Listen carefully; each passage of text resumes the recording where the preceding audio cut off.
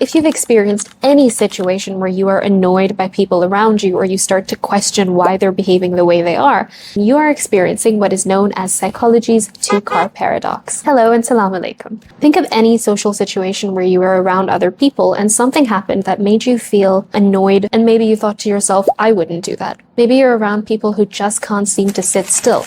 They keep moving and they keep fidgeting with things, or they keep needing to talk. Especially if this is in a place where people are expected to be quiet or sit still, like a meeting, a community event, a majlis. This can seem even more annoying. And let's say you happen to be walking on the road and you notice that someone in the passenger seat of a car driving by is turning all the way around to look at you. You might think that they're so nosy or intrusive.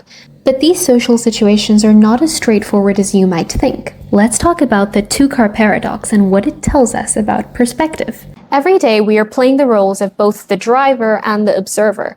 We write stories. Imagine that you are driving to work, but suddenly a car swerves past you. You'll find yourself thinking clearly, this driver needs to go back to driving school. Let's go to scenario number 2.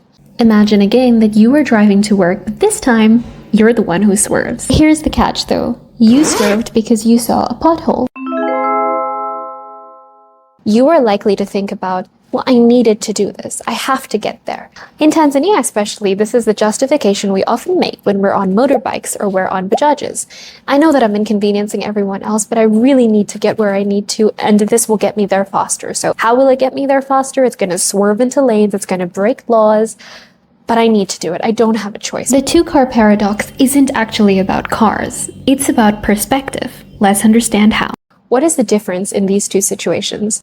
Why do you see your swerving as different from another car swerving? In psychology, this is known as the fundamental attribution error. Essentially, that when we do something wrong, we say that it is because of context or because of situation, factors outside of us.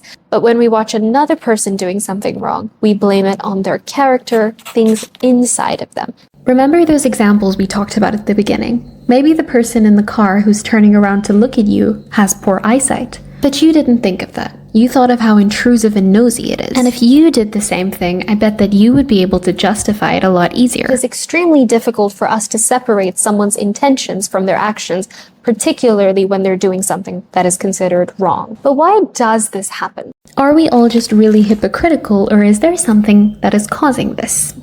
Inside the brain, judgment begins as perception. When we see someone do something, someone has an action, it is recognized in the brain by the superior temporal sulcus. This is the part of the brain that senses motion. Oh, someone's moved. Someone in my environment has done something. The superior temporal sulcus communicates with the temporoparietal region. This is now the region that makes sense of why something has moved. But the temporoparietal region depends on internal input. And when someone else has done something, usually when we don't know them very well, we don't have any input from inside to understand why they've done that. So the temporoparietal region is working a bit slowly. It's trying to figure it out, but it can't. So it switches on another part of the brain called the medial prefrontal cortex, the part of the brain that's responsible for social reasoning, meaning making up a story about this person. This is why when we meet people, we can easily think about what their story might be. Well, what kind of life must they be living? Based on their clothes, what kind of job must they have? This is the social reasoning done by our medial prefrontal cortex. It is a useful tool that allows us to anticipate, predict, and decide how to act with people around us. But it also guesses so much when we don't have internal info that it can make us a teeny weeny bit judgmental. In this kind of scenario, you're not accessing empathy or understanding. It's really different when we do it with ourselves. When we think about why we do things and we try to make sense of the action that we've done, because it's about ourselves, we have access to so much more info. It will bring up memories, it will bring up feelings, it will bring up bodily awareness. Maybe you were very tense when you were studying and you weren't sleeping well. It has those memories, those traces of it, and it remembers that to construct a narrative of, this has happened because I worked really hard and I deserve it. Knowing about fundamental attribution error is a reminder that we need to exercise humility because we are only able to see from inside the car. And so we're potentially missing potholes that this car who likes to swerve was trying to avoid. Yet another reason why we talk about Allah as all-knowing. because in the Holy Quran, Surah Al-Imran, Ayah 154, Allah tells us that indeed Allah knows what is inside the hearts of people. You can see the verbatim translation over here. Islam is a religion that gives particular importance to niyyah, your intention. It is given priority because two people can have the same intention but carry it out in a very different way, and ultimately it comes down to, well, what did you intend to do with this? And you'll find that when people are trying to resolve disagreements, you'll often hear people saying things like, well, it helps to know that you intended to do this, or now that I know that you weren't intending to hurt me, it doesn't feel as bad.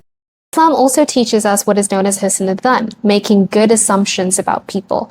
And it's really important to utilize this guidance, especially knowing that our brains are naturally inclined to explain things in a way that is a bad assumption about people. The two-car paradox might be a particularly helpful tool to practice Husn-e-Dhan because it reminds you of your perspective. Are you inside your car? Are you inside their car? Can you see the whole road?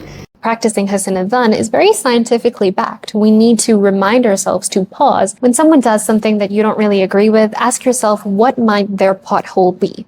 Maybe the two-car paradox is a helpful reminder that judgment belongs only to the one who can fully see the entire road. And for the rest of us who are inside our cars, mercy, compassion, empathy, and good assumptions are safer lanes to take.